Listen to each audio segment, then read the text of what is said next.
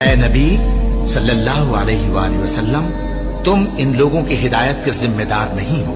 بلکہ اللہ ہی جس کو چاہتا ہے ہدایت بخشتا ہے۔ اور مومنو، تم جو مال خرچ کرو گے تو اس کا فائدہ تم ہی کو ہے، اور تم تو جو خرچ کرو گے اللہ کی خوشنودی کے لیے کرو گے، اور جو مال تم خرچ کرو گے وہ تمہیں پورا پورا دے دیا جائے گا اور تمہارا کچھ نقصان نہیں کیا جائے گا۔ اور ہاں، تم جو خرچ کرو گے تو ان حاجت مندوں کے لیے جو اللہ کی راہ میں رکے بیٹھے ہیں اور ملک میں کسی طرف جانے کی طاقت نہیں رکھتے اور مانگنے سے آر رکھتے ہیں، یہاں تک کہ نہ مانگنے کی وجہ سے ناواقف شخص ان کو تونگر خیال کرتا ہے۔ اور تم قیافے سے ان کو صاف پہچان لو کہ حاجت مند ہیں اور شرم کے سبب لوگوں سے منہ پھوڑ کر اور لپٹ کر نہیں مانگ سکتے۔ اور تم جو مال خرچ کرو گے کچھ شک نہیں کہ اللہ اس کو جانتا ہے۔ جو لوگ اپنا مال رات اور دن